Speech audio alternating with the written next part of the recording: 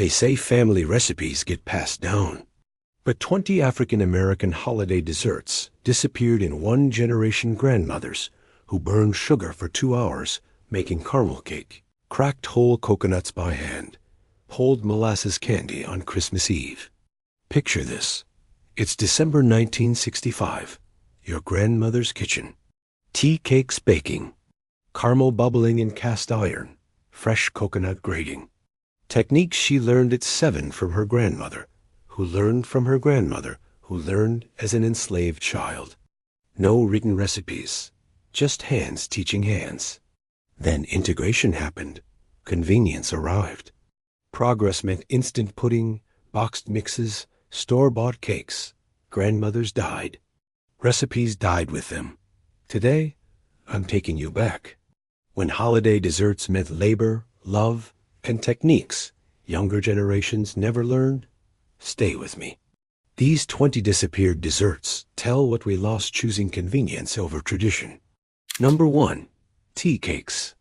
When African American grandmothers needed Christmas cookies requiring no expensive ingredients, they made tea cakes, not quite cookie, not quite cake, existing in between like the people who created them. Tea cakes, no written recipe, just feeling. December 1955, rural Mississippi.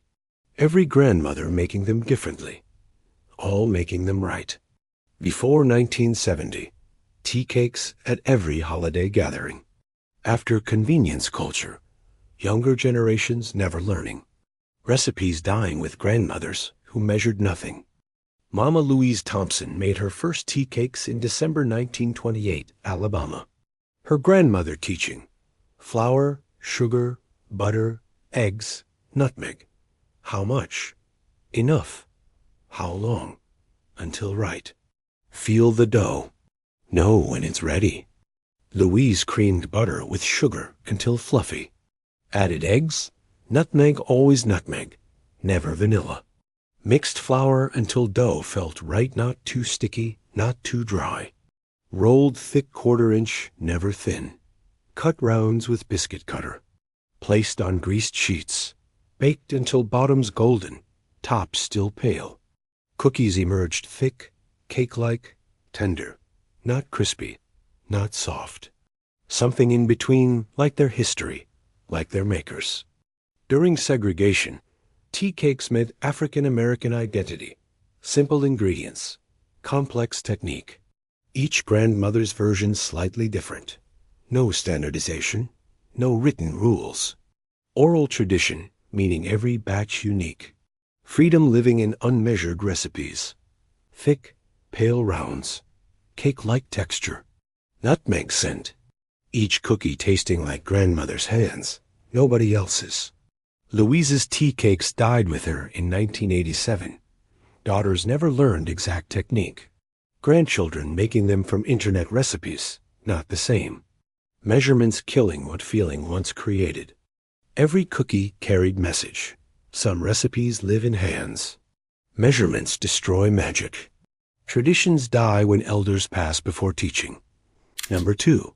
Caramel cake. When African American families needed Christmas centerpiece cake, they burned sugar in cast iron for 2 hours caramel icing, requiring patience, muscle, and willingness to stand at stove stirring until arms ached. Caramel cake, burned sugar icing, 2 hours minimum. December 1960, Atlanta, Georgia. Grandmothers standing at stoves, stirring, refusing to quit. Before convenience culture, caramel cake meant dedication. After boxed mixes arrived, technique disappeared. Labor-intensive icing replaced by canned frosting. Ruby Mae Johnson made her first caramel cake in December 1938, South Carolina. Mother teaching: burn the sugar dark, almost too dark. Takes courage. Smells like it's ruining. Trust the process. Ruby baked simple butter cake layers yellow, tender, nothing special. Real magic came next. Put white sugar in cast iron skillet. Heated until melting. Stirred constantly. Sugar liquefying, turning amber, then brown, then dark, almost burned. Smelled wrong. looked dangerous. Added butter, cream slowly mixture sputtering, hissing, threatening. Stirred until smooth. Cooked to soft ball stage. Beat with wooden spoon until thick, spreadable. Arms burning, wrists aching. 2 hours of stirring, standing, refusing to quit. Spread between layers while warm. Icing hardening as it cooled, dark, rich, tasting like patience in burned sugar transformed. During Jim Crow era, caramel cake meant showing excellence. Labor-intensive process proving skill mattered. Dark icing representing pride-burning sugar until it transformed completely. 2-hour commitment, meaning family deserved best. Love measured in aching arms. 3-layer cake with dark caramel icing. Burned sugar smell. Thick, fudgy texture. Each slice tasting like 2 hours of stirring, refusing shortcuts. Ruby's caramel cake disappeared in 1980s. Daughters thought it too hard. Grandchildren never learned. Can't find anyone willing to stir 2 hours anymore. Labor-intensive love dying with generation who believed family deserved it. Every slice carried message. Love requires labor. Best things demand time. Earned sugar transforms when you don't quit. Would you stir caramel for 2 hours to make Christmas cake? Drop a comment. I'm reading every one. Number 3. Lane cake. When Alabama grandmothers needed show-stopping Christmas cake, they made Lane cake prize-winning recipe with bourbon-soaked raisin filling, mentioned in To Kill a Mockingbird, requiring 3 days and multiple techniques. Lane cake, Alabama prize cake, boozy filling, December 1958, Birmingham, Alabama. Grandmothers making cake requiring planning, patience, and whiskey. Before integration, Lane cake at every Christmas dinner. After convenience culture, complicated recipe deemed too difficult. Tradition fading. Emma Lane Harris made her first Lane cake in December 1945, Montgomery. Her aunt teaching prize-winning recipe created 1898 by Emma Rillander Lane. Takes 3 days. Can't rush it. Emma baked 4 white cake layers delicate, tender, even. A1 done. Day 2. Made filling. Cooked egg yolks, sugar, butter in double boiler until thick custard formed. Added chopped pecans, raisins, coconut. Poured bourbon over everything good bourbon, not cheap. Stirred until raisins plumped drunk. Let filling mature overnight. Day 3. Assembled cake. Spread bourbon filling between layers. Covered with white frosting 7-minute frosting.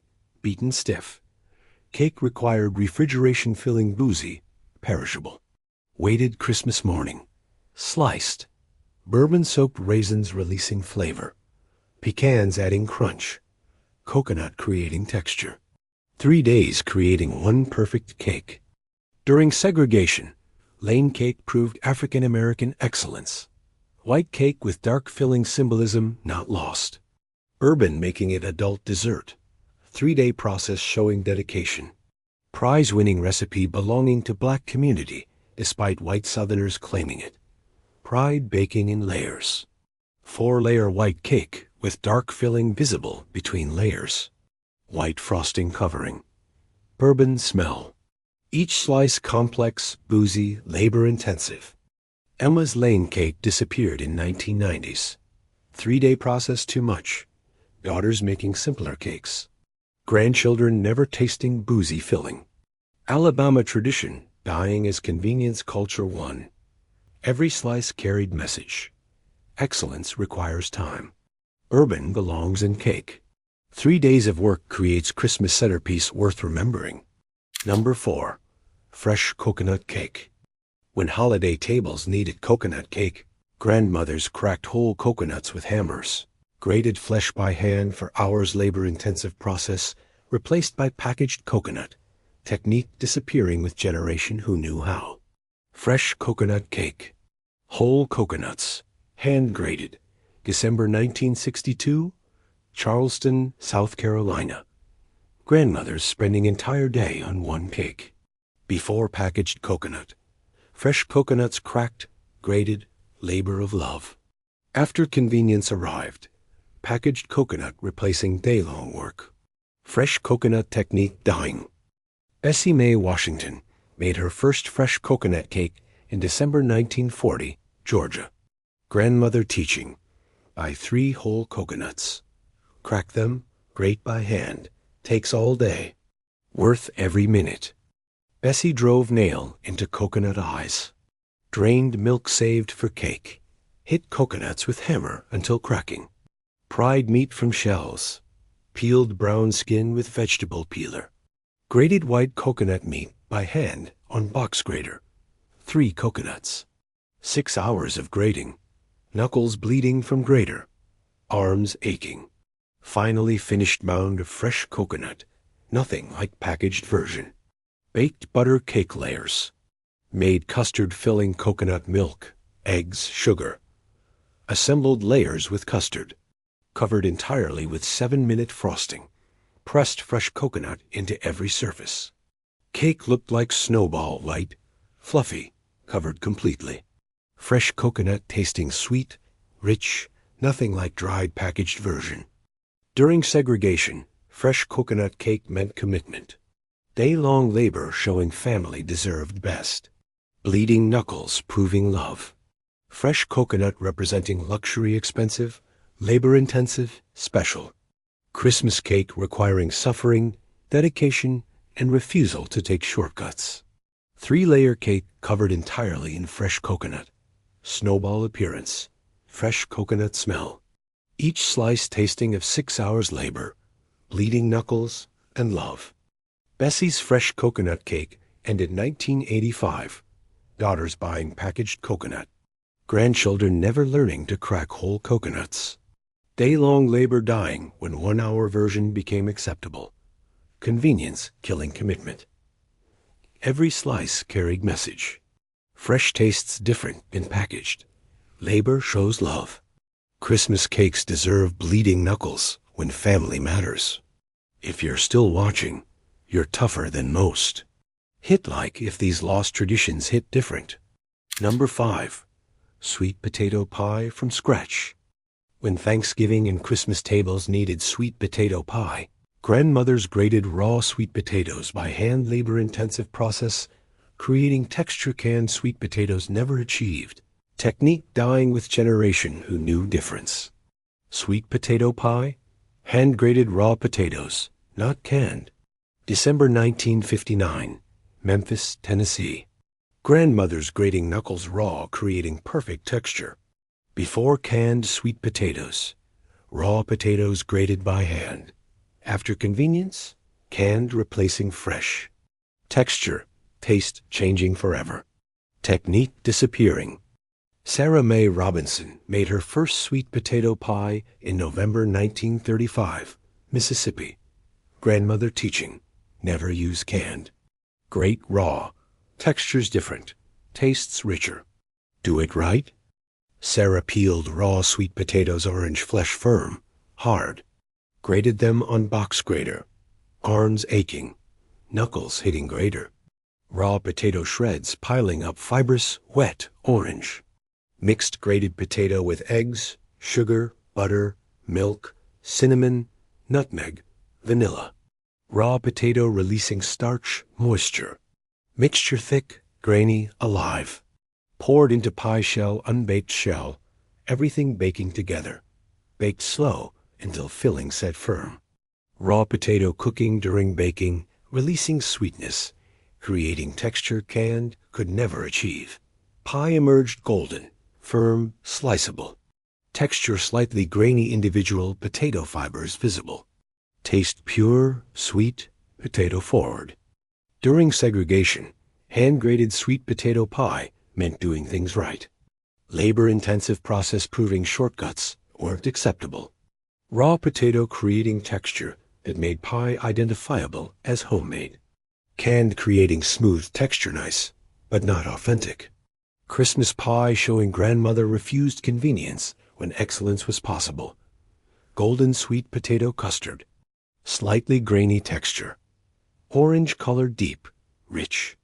Each slice tasting of raw potato transformed, knuckles sacrificed, and texture canned versions never achieved. Sarah's hand-grated sweet potato pie ended 1975. Daughters using canned sweet potatoes. Grandchildren never knowing raw grated version existed. Texture dying when convenience culture declared canned just as good. It wasn't. Every slice carried message. Raw grated tastes different than canned.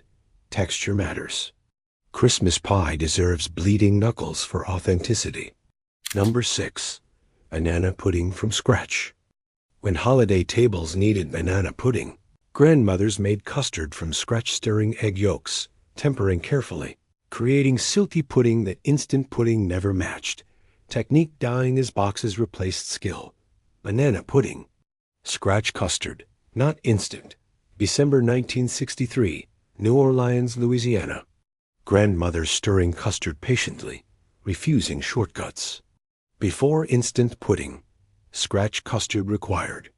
After Jell-O instant arrived, convenience killing technique. Younger generations never learning real custard. Dorothy Zhang Williams made her first banana pudding in December 1948, Louisiana. Mother teaching, instant pudding is cheating. Make real custard. Tastes completely different. Takes time. Worth it. Dorothy heated milk in double boiler. Whisked egg yolks with sugar until pale. Tempered eggs with hot milk slowly, carefully, or eggs scramble. Cooked mixture over simmering water, stirring constantly. Custard thickening gradually. 15 minutes stirring. 20 minutes. Finally coating spoon. Removed from heat. Stirred in vanilla butter. Real custard silky, rich, egg-forward flavor. Layered custard with vanilla wafers, sliced bananas. Repeated layers. Topped with meringue beaten egg whites, sugar, baked until golden. Pudding requiring hour of careful work. Custard tasting nothing like instant richer, eggier, more complex. During segregation, scratch banana pudding proved skill. Custard making technique separating good cooks from lazy ones. Tempering eggs correctly showing knowledge. Meringue topping showing commitment. Could have stopped at custard, but didn't. Christmas pudding showing family deserved hour of careful work, not 5 minutes of box mix stirring. Layered pudding with golden meringue. Banana slices throughout. Real custard silky rich. Each spoonful tasting of tempered eggs, patient stirring, and texture instant pudding ever achieved. Dorothy's scratch banana pudding ended 1982. Daughters using instant pudding. Grandchildren never learning to temper eggs. Custard technique dying when 5-minute version became socially acceptable. Convenience killing craftsmanship. Every spoonful carried message. Real custard tastes different than instant. Tempering eggs shows skill. Christmas pudding deserves hour of stirring when family gathers. Number 7. Blackberry dumplings. When summer blackberries were preserved for Christmas, grandmothers made blackberry dumplings, stewed berries with drop dumplings. Technique fading as frozen berries, and convenience replaced hand-picked fruit and labor. Blackberry dumplings. Wild-picked berries. Drop dumplings. December 1956, rural Arkansas. Grandmothers using summer berries preserved for winter holidays. Before frozen fruit, blackberries picked wild, canned in summer. After convenience, frozen berries replacing hand-picked. Dumpling technique disappearing. Ruthie Mae Jackson made her first blackberry dumplings in December 1938, Tennessee. Grandmother teaching. Pick berries in July. Can them. Open at Christmas. Make dumplings like Grandma did, like her grandma did. Ruthie opened jar of blackberries she'd canned in July 1956. Poured into large pot with sugar butter. Heated until bubbling, berries releasing juice. Made dumpling batter flour, sugar, milk, butter, baking powder. Dropped spoonfuls onto bubbling berries. Covered pot. Steamed 15 minutes without lifting lid. Steam cooking dumplings. Lid lifted. Dumplings had puffed, cooked through. floating on purple berry liquid. Served in bowls, hot berries, fluffy dumplings, purple juice. Dumplings soaking up berry flavor. Tasting like summer preserved, Christmas sweetened, and technique from grandmothers who cooked everything in one pot. During segregation, blackberry dumplings connected seasons. Summer labor picking berries rewarded at Christmas. Wild berries meaning free food when money scarce. Dumpling technique showing Southern cooking knowledge. Christmas dessert from preserved summer showing planning, foresight, and connection to land. Bowls of purple berries with white dumplings floating. Berry juice pooling, steam rising. Each spoonful tasting of wild berries hand-picked, dumplings steamed, and summer meeting winter. Ruthie's blackberry dumplings ended 1978. Daughters buying frozen berries, never making dumplings. Grandchildren never picking wild berries, never canning them, never making dumplings. Technique dyeing as frozen fruit and pies replaced stewed berries and dumplings. Every spoonful carried message. Wild berries taste different than bought. Dumplings steam perfectly in berry juice.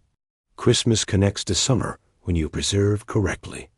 Would you pick wild blackberries in July to can for December dumplings? Drop a comment. I want to know. Number 8. Stack cake. When Appalachian African American families needed Christmas cake, they made stacked cake-thin layers with apple butter filling. Days of work creating towering cake representing community, tradition, and patience. Stack cake. Appalachian tradition. Dried apple filling. December 1961, Eastern Kentucky. African American families making cake requiring weeks preparation. Before convenience culture, stacked cake Christmas tradition. After boxed mixes, labor-intensive cake deemed too difficult. Tradition fading. Martha Lou Cooper made her first stacked cake in December 1942, Virginia. Grandmother teaching, dry apples in October. Make apple butter. Bake thin layers Christmas week. Stack. Wait 3 days. Eat Christmas Day. Martha made cookie-like dough flour, sugar, lard, molasses, spices. Rolled paper thin. Cut into circles using dinner plates. Baked until firm 6 to 8 layers. Made apple butter from dried apples cooked until dark, thick, spiced heavily. Stacked cake layers with thick apple butter between each. Towering cake 8 inches tall layers thin, filling thick. Wrapped cake, stored 3 days. Apple butter moistening dry layers. Cake becoming tender, layers melding together. Christmas Day, unwrapped, sliced. Each slice showing 8 thin layers, 7 layers of dark apple butter. Tasted like apples, molasses, patience, and 3 days of waiting. During segregation, stack cake showed Appalachian African American tradition. Regional dessert connecting black families to mountain culture. Labor-intensive process showing dedication. 3-day waiting showing patience. Towering cake showing pride. Christmas cake representing community, each layer contributed by different family member traditionally. Tall cake with visible thin layers. Dark apple butter between. Molasses brown color. Each slice showing 8 layers, tasting of dried apples, 3 days patience, and mountain tradition. Martha's stack cake disappeared 1985. Daughters thinking it too much work. Grandchildren never learning thin layer technique. Appalachian African American tradition, dying as younger generations chose convenience over days-long processes. Every slice carried message. Good things require waiting. Layers represent community. Christmas cake needs 3 days to become perfect. Number 9. Buttermilk pie. When simple Christmas pies were needed, grandmothers made buttermilk pie custard pie from pantry staples. Technique requiring knowing when custard set without overbaking, skilled dyeing with generation who understood feel. Buttermilk pie. Simple custard. Tricky technique. December 1964, North Carolina. Grandmothers knowing when pie done by feel, not timer. Before written recipes, buttermilk pie made by feel. After cookbooks standardized everything, younger generations following timers, not instinct. Technique disappearing. Clara Mae Brown made her first buttermilk pie in December 1940, South Carolina. Mother teaching: buttermilk, eggs, sugar, butter, flour, nutmeg. Mix. Pour. Bake until set, but still jiggles slightly. Know when done by looking. Timer can't tell you. Clara mixed buttermilk, eggs, sugar, melted butter, tiny bit flour, nutmeg. Poured into unbaked pie shell. Slid into oven. Baked. Watching. Checking. Custard setting around edges first. Center still liquid. Kept baking. Center starting to set. Still jiggling. Removed from oven, looked underdone. Trusting mother's teaching. Custard continuing to cook from residual heat. Cooled. Cut into it perfect custard texture. Not too firm. Not too soft. Just right. Tasted tangy from buttermilk, sweet from sugar, custardy from eggs. Simple pie requiring complex understanding. During segregation, buttermilk pie showed Southern knowledge. Simple ingredients requiring sophisticated technique. Knowing when done separating experienced cooks from beginners. Christmas pie showing skill lived in hands and eyes, not timers and thermometers. Instinct beating measurement. Golden custard pie. Smooth surface. Slight jiggle. Each slice tasting tangy sweet, custardy, and simple done perfectly. Clara's buttermilk pie technique died with her 1989 daughters. Following cookbook timers pies, always slightly overbaked or underbaked. Grandchildren never learning to judge doneness by sight. Feel-based technique dying when timers replaced instinct. Every slice carried message. Some techniques require feeling. Timers can't replace experience. Christmas pie perfect when grandmother's eyes say it's done. Number 10. Bread pudding with whiskey sauce. When stale bread needed transforming, grandmothers made bread pudding with whiskey sauce day-old bread, becoming Christmas dessert through eggs, milk, and bourbon sauce that defined New Orleans tradition. Bread pudding, whiskey sauce, New Orleans staple. December 1960, Louisiana.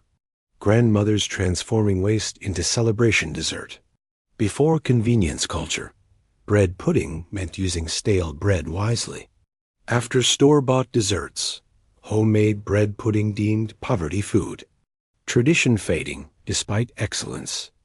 Lucille Martin made her first bread pudding in December 1945, New Orleans. Mother teaching: save bread all week. Make pudding Christmas Eve. Make whiskey sauce from scratch. Never use fake vanilla.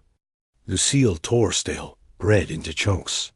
Soaked in milk, eggs, sugar, vanilla, cinnamon, nutmeg.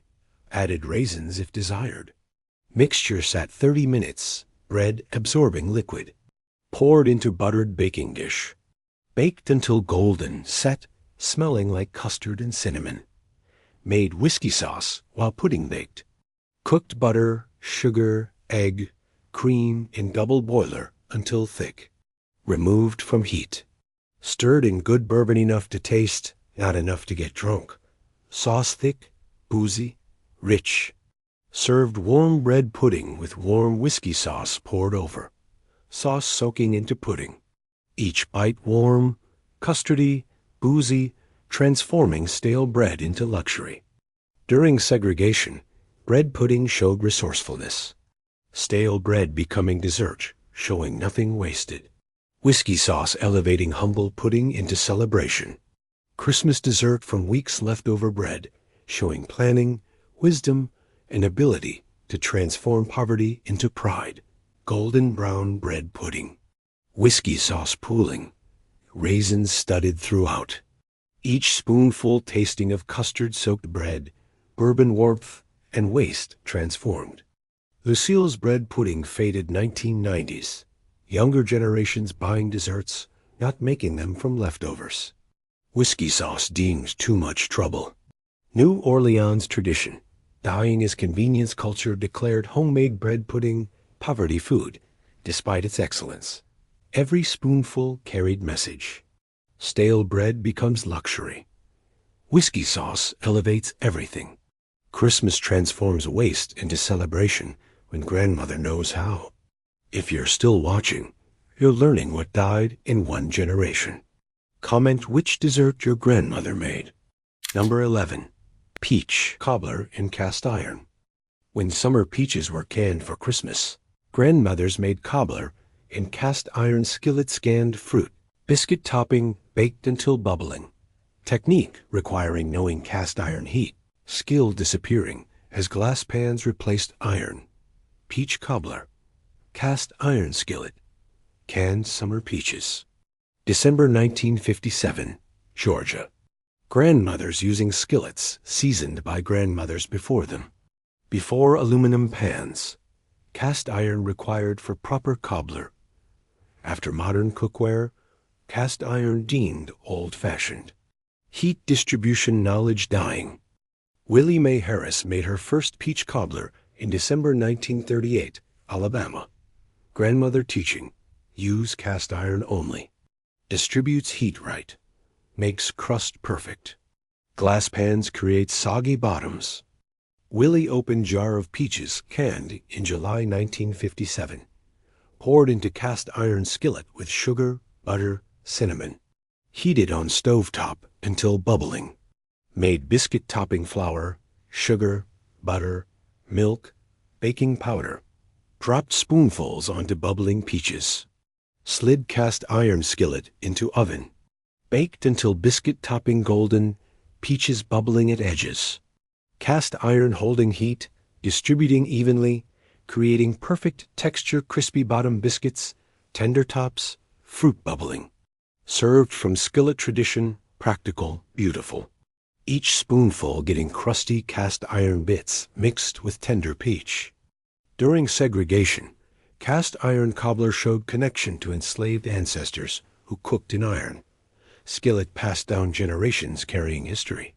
Christmas cobbler from summer fruit showing planning. Cast iron technique showing knowledge wrong pan created wrong texture. Skill living in understanding tools. Bubbling peach cobbler in black cast iron skillet. Golden biscuit topping. Fruit juice bubbling at edges. Each spoonful tasting of cast iron crust, summer peaches, and heat distribution modern pans never achieved. Willie Mae's cast iron cobbler technique ended 1980s. Daughters using glass baking dishes. Grandchildren never learning cast iron heat distribution. Soggy-bottomed cobblers replacing crispy cast iron versions. Tool knowledge dying with generation who understood metal mattered. Every spoonful carried message. Cast iron distributes heat differently. Tools affect results. Christmas cobbler perfect only when grandmother's iron skillet used. Number 12. Molasses pie. When white sugar cost too much, but molasses stayed cheap, grandmothers made molasses pie dark, strong. Humble pie representing pre-sugar refinery era. Tradition fading as refined sugar replaced humble sweeteners. Molasses pie, dark sweetener. Strong flavor. December 1952, Mississippi. Grandmothers making pie from era when molasses was only sweetener available. Before white sugar affordability. Molasses pie common. After refined sugar became cheap, molasses deemed old-fashioned. Dark pie disappearing as white sugar dominated. Essie Lou Mitchell made her first molasses pie in December 1930, Louisiana. Grandmother teaching, molasses is our history. Before white sugar, this was dessert. Dark, strong, honest. Don't forget where we came from. Essie mixed dark molasses with eggs, butter, flour, vinegar, spices. Filling dark brown, thick, strong smelling. Poured into pie shell. Baked until set, firm, quivering slightly. Pie emerged dark, almost black molasses creating deep color. Cut into it. Interior same dark brown. Tasted strong, complex, not sweet like white sugar pies, but deep, earthy molasses forward. Each bite tasting like history, like times before refinement, like sweetness before it became white and delicate. During segregation, molasses pie connected to enslaved ancestors. Molasses representing sweetener available before white sugar became accessible. Dark pie showing pride in humble ingredients. Christmas pie refusing to forget history. Strong flavor representing refusing to dilute identity. Sweetness coming dark and honest. Dark brown pie, almost black. Molasses smell strong. Firm filling. Each slice tasting of pre-refined sugar era, strong flavor, and refusing to forget humble origins. Essie's molasses pie disappeared 1970s. Younger generations preferring lighter pies. Dark, strong flavor deemed unpleasant. Historical connection lost when white sugar pies became preferred. Molasses pie dying as refinement became goal. Every slice carried message. Dark sweetness represents history. Molasses connects to ancestors. Christmas pie remembering times before sugar became white, refined, and preferred. Number 13. Chess pie with cornmeal. When simple Christmas pies were needed, grandmothers made chess pie with cornmeal Southern tradition, creating silky filling with slight cornmeal texture. Technique fading as Northern influences removed cornmeal. Chess pie. Cornmeal version. Southern tradition. December 1965, Virginia. Grandmothers adding cornmeal for texture Northern recipes omitted. Before standardized recipes, chess pie included cornmeal. After cookbook standardization, cornmeal removed. Regional variation dying. Alberta Johnson made her first chess pie in December 1941, Tennessee. Mother teaching. Cornmeal makes it Southern. Creates slight texture. Northerners leave it out. We don't. This is our version. Alberta mixed sugar, butter, eggs, milk, cornmeal, vinegar, vanilla. Cornmeal creating slight graininess in smooth filling. Poured into unbaked pie shell. Baked until set, golden, slightly puffed. Pie cooled. Cut into it. Filling silky, but with slight cornmeal texture. Not smooth like Northern versions. A textured, interesting. Tasted sweet, tangy from vinegar, corny from cornmeal. Regional pride in every bite refusing to make it smooth just because Northerners said so. During segregation, cornmeal chess pie showed Southern African American identity. Texture differentiating from white Northern versions. Cornmeal representing connection to Southern agriculture, Southern traditions, Southern refusal to standardize. Christmas pie showing regional pride. Slight graininess, meaning authenticity, not refinement. Golden chess pie with visible cornmeal specks, silky but textured, sweet tangy taste. Each slice showing cornmeal throughout, refusing to be smooth like Northern versions demanded. Alberta's cornmeal chess pie ended 1985. Daughters making smooth versions from cookbooks. Grandchildren never knowing Southern version included cornmeal. Regional variation dying as standardization won.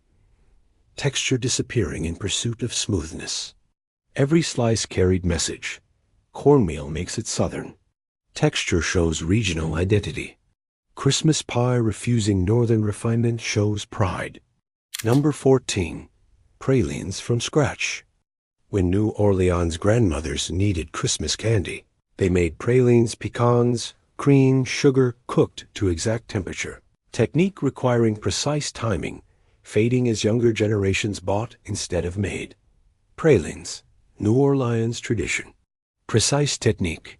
December 1959, Louisiana. Grandmothers knowing exact moment when pralines ready to pour.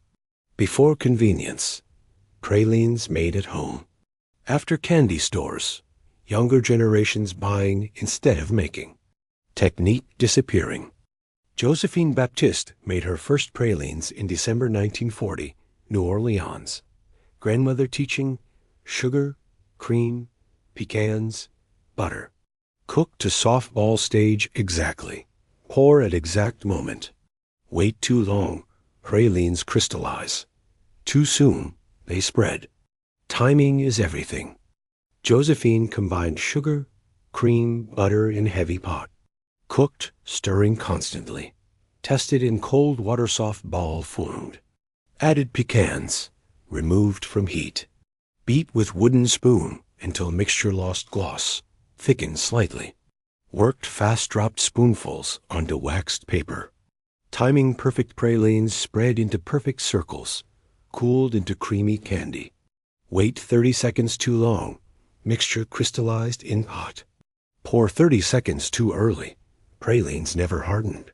Perfect pralines required experience, knowledge, understanding sugar chemistry.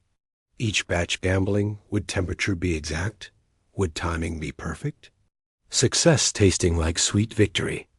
During segregation, pralines showed Creole knowledge. French-influenced candy technique belonging to Black New Orleans. Timing requiring experience, couldn't fake it with thermometers. Christmas candy showing skill. Perfect pralines separating experienced cooks from amateurs. Technique connecting to African, French, Caribbean roots. Round praline patties. Creamy texture. Pecan halves visible. Each bite tasting of perfect timing, precise chemistry, and experienced thermometers couldn't teach. Josephine's praline making ended 1988. Daughters buying pralines from stores. Grandchildren never learning softball stage, never understanding timing. Technique dying as buying became easier than making. Sugar chemistry knowledge lost? Every praline carried message. Timing matters precisely. Sugar chemistry requires experience. Christmas candy shows skill when made perfectly. Would you cook sugar syrup to exact softball stage, betting on timing? Drop a comment. I want to know. Number 15. Divinity candy. When Christmas candy tables needed white confection, grandmothers made divinity egg white candy requiring perfect humidity. Technique so finicky it failed on rainy days. Younger generations avoiding it entirely. Divinity. Humidity-dependent candy. Egg whites. December 1958, dry winter day, Alabama. Grandmothers checking weather before attempting divinity. Before store-bought candy, divinity made it home if weather cooperated. After convenience culture, finicky candy abandoned for reliable store-bought options. Technique dying.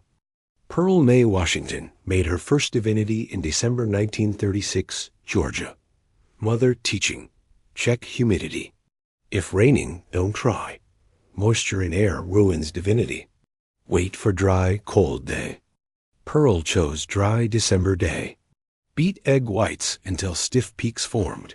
Cooked sugar, corn syrup, water to hard ball stage. Poured hot syrup slowly into egg whites while beating constantly. Mixture fluffing, whitening, becoming glossy.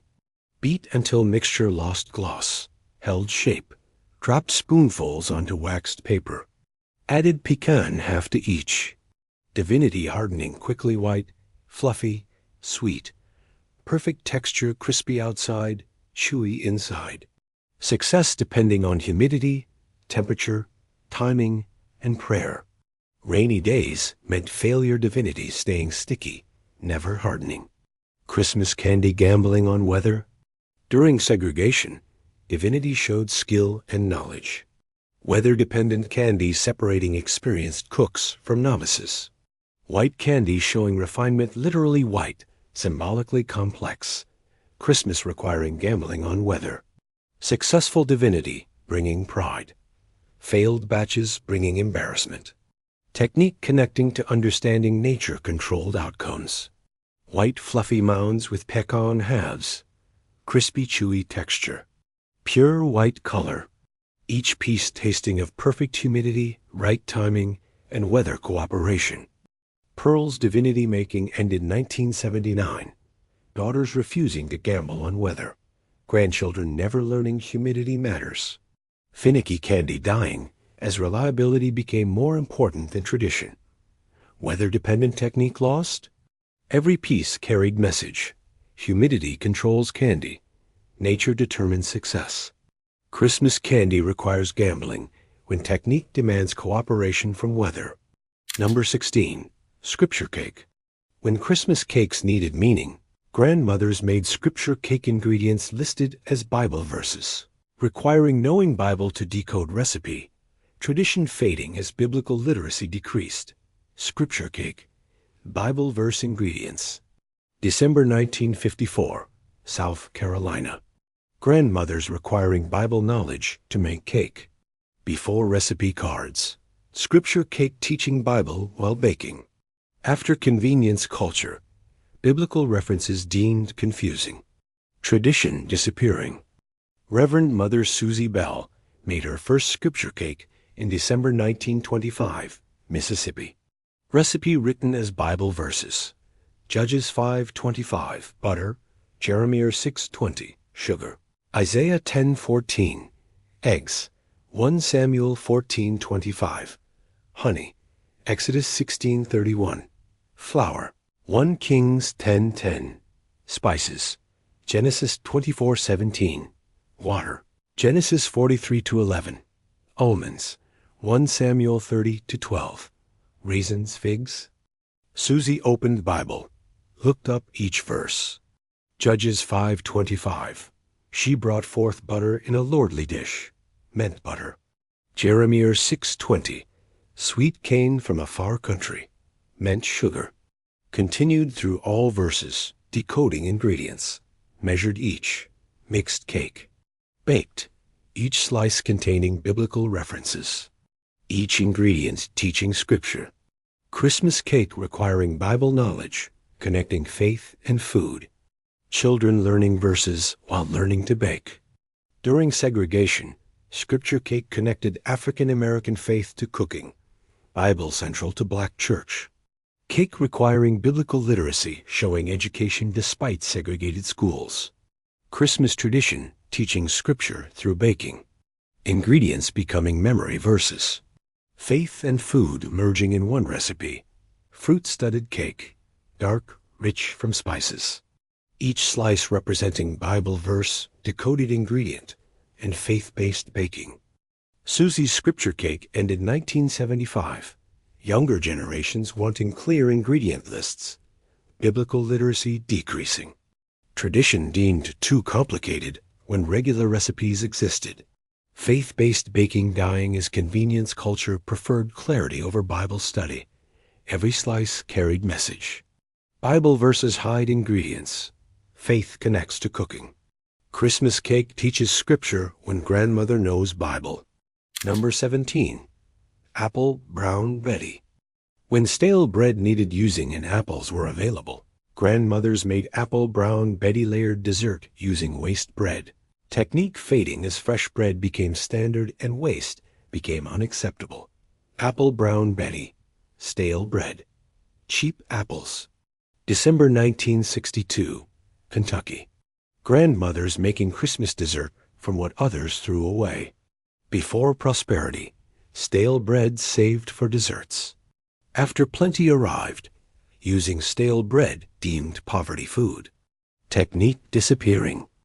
Hattie Mae Brown made her first apple brown Betty in December 1933, West Virginia. Depression teaching. Waste nothing. Stale bread becomes dessert. Apples from October storage meet December bread savings. Hattie tore weak stale bread into crumbs. Sliced stored apples thin. Layered buttered baking dish breadcrumbs, apples, sugar, cinnamon, butter dots. Repeated layers until full. Poured tiny bit water over. Covered, baked until apples soft. Uncovered last 15 minutes. Top crisping golden. Breadcrumbs absorbed apple juice, became something between stuffing and cake. Served warm. Tasted like apple pie without crust. Stale bread disappeared into dessert. Waste transformed into Christmas celebration. During segregation, apple brown Betty showed resourcefulness. Depression-era dessert continuing because elders remembered hunger. Stale bread having purpose, showing nothing wasted. Christmas dessert from poverty teaching, showing wealth wasn't required for celebration. Simple ingredients, Proper technique, creating joy. Golden brown dessert with apple layers. Breadcrumb topping crispy. Apple juice bubbling. Each spoonful tasting of waste transformed, stale bread redeemed, and poverty overcome. Hattie's Apple Brown Betty, and in 1980s. Prosperity making stale bread unacceptable. Daughters throwing bread away, day 2. Grandchildren never learning desserts from waste. Technique dying as plenty replaced Depression-era wisdom about using everything. Every spoonful carried message. Stale bread has purpose. Waste becomes celebration. Christmas made from leftovers shows resourcefulness matters more than money. Number 18. Blackberry cobbler with wild berries. When July blackberries ripened along fence rows, grandmothers picked them for Christmas cobbler wild fruit, free for taking. Hand-picked berries creating taste frozen store berries never matched. Tradition dying as foraging ended. Blackberry cobbler. Wild-picked berries. July labor for December dessert. December 1961. Rural Tennessee. Grandmothers using berries picked 6 months earlier. Before convenience, blackberries picked wild, free, preserving summer for winter. After frozen berries, younger generations buying instead of foraging.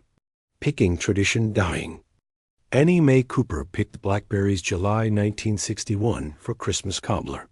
Walked fence rows wearing long sleeves despite heat. Chiggers, thorns, snakes risks accepted for free fruit. Picked gallons, fingers purple stained, arms scratched. Canned berries that week. Open jar December 25th. Poured into baking dish with sugar. Made biscuit topping. Baked until golden, bubbling. Wild blackberries tasting different, smaller, seedier, more flavorful than cultivated. Free fruit meaning Christmas cobbler cost nothing but July's labor and blood. During segregation, foraging connected to survival. Free food supplementing low wages. Wild blackberries meaning Christmas possible when money tight. July scratches worth December dessert. Thorns and chiggers accepted as price for independence. Christmas cobbler from foraged fruit showing self-reliance. Purple blackberry filling bubbling. Golden biscuit topping. Wild berry seeds visible. Each spoonful tasting of wild fruit. July scratches, free food, and flavor stores couldn't sell. Annie's wild blackberry tradition ended 1985. Daughters refusing to pick wild berries. Grandchildren never learning where blackberries grow wild. Foraging knowledge dying as buying became easier than picking. Store-bought replacing wild-picked. Flavor changing forever. Every spoonful carried message. Wild tastes different than cultivated. Free food requires labor and scratches. Christmas cobbler from foraged berries shows independence, self-reliance, and connection to land. Number 19. Coconut layer cake with homemade coconut cream filling. When holiday tables needed elegant cake, grandmothers made coconut layer cake with coconut cream filling multiple components requiring days' work. Labor-intensive process abandoned for simpler cakes. Coconut layer cake. Homemade filling. Multiple components. December 1960, Florida. Grandmothers spending entire day on one cake requiring 4 separate preparations. Before convenience culture, elaborate cakes showed dedication. After simplification, multi-component cakes deemed too difficult, tradition fading. Beatrice Washington made her first coconut layer cake in December 1943, Georgia. Aunt teaching, 4 parts cake layers, coconut cream filling, frosting, fresh coconut. Each part separate. Takes all day. Worth every minute. Beatrice baked 4 white cake layers delicate, even, perfect. Made coconut cream filling cooked eggs, sugar, milk, coconut, butter until thick custard formed. Made 7-minute frosting egg whites, sugar, corn syrup beaten over boiling water 7 minutes until fluffy white peaks. Grated fresh coconut 3 coconuts, 6 hours, knuckles bleeding. Assembled cake. Spread coconut cream filling between layers. Covered entire cake with 7-minute frosting. Pressed fresh coconut into every surface. 4-layer snowball requiring entire day's work. Each component necessary, none skippable. Tasted like dedication. During segregation, coconut layer cake showed skill and commitment. 4 separate components proving expertise. Day-long labor showing family deserved best. Multiple techniques showing comprehensive knowledge. Christmas cake announcing cook's abilities. Pride standing 4 layers tall. 4-layer white cake covered entirely in coconut, frosting fluffy. Cream filling visible between layers. Each slice showing dedication, day's labor, and 4 separate techniques. Beatrice's coconut layer cake ended 1982, daughters making simpler cakes. Grandchildren never learning 4-component technique. Day-long labor deemed unacceptable when hour-long cakes existed. Multi-component technique dyeing is simplification 1. Every slice carried message. Excellence requires multiple components. Day-long labor shows love. Christmas cake deserves 4 separate techniques when family gathers. If you're still watching, you're one of the few who cares these died. Comment if your grandmother made any of these. Number 20. Molasses pull candy. When Christmas Eve needed entertainment and treats, families pulled molasses candy together, hot syrup, stretched until light. Activity and candy combined. Tradition dying as store-bought candy replaced family labor. Molasses pull candy. Family activity. December 1955, Louisiana. Entire family pulling candy together Christmas Eve. Before convenience. Candy pulling family tradition. After store-bought candy. Labor-intensive activity abandoned. Tradition dying.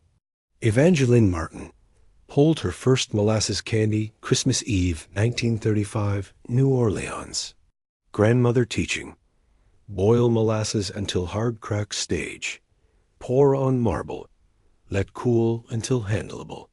Butter hands. Pull together. Family activity becoming candy. Evangeline boiled molasses with butter, vinegar, until hard crack stage dropped in cold water became brittle. Poured onto greased marble slab. Cooled until edges handleable. Buttered hands. Pulled candy stretching, folding, stretching again. Arms aching. Candy lightening dark molasses becoming golden taffy. Pulled for 30 minutes. Children taking turns. Grandchildren learning. Entire family participating. Finally finished pulled candy light, glossy, hard when cooled. Cut into pieces. Christmas Eve entertainment and treat combined. Labor creating family time, candy, and memories. During segregation, candy pulling showed family cooperation. Everyone contributing to Christmas. Labor meaning entertainment, no TV needed. Dark molasses becoming light through family effort symbolism not lost. Christmas Eve activity teaching children work could be play. Cooperation creating something sweet. Light brown taffy pieces. Hard, chewy texture. Molasses flavor mellowed. Each piece representing families combined 30 minutes of pulling, talking, laughing, working together. Evangeline's candy pulling ended 1978. Store-bought candy easier than family labor. Younger generations wanting entertainment, not work. Christmas Eve activity dying as convenience culture declared labor shouldn't be fun. Family cooperation tradition lost. Every piece carried message. Labor becomes entertainment when family works together. Dark becomes light through pulling. Christmas Eve creates memories when everyone's hands required for candy making. These 20 desserts disappeared in one generation. Not slowly, quickly. Tea cakes requiring feeling, not measurement. Caramel cake requiring 2 hours of stirring. Fresh coconut requiring bleeding knuckles. Stack cake requiring 3 days. Wild blackberries requiring July scratches for December cobbler. Convenience killed labor. Integration made old ways seem backward. Progress meant instant pudding replacing scratch custard. Which dessert did your grandmother make? Comment, because somebody needs to remember before the last person who knew dies, and the recipes die with them. Subscribe. These traditions deserve witnesses.